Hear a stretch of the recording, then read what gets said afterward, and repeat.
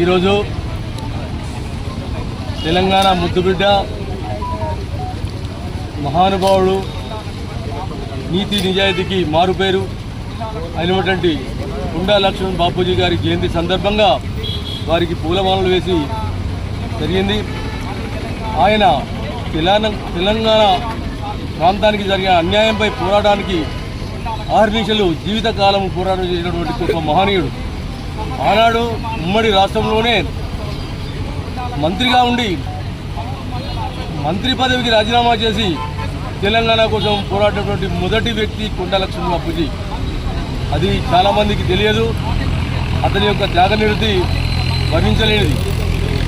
ఆనాటి నుంచి తెలంగాణ వచ్చే వరకు నేను ఏది తీసుకోను అని చెప్పి అటువంటి గొప్ప వ్యక్తి.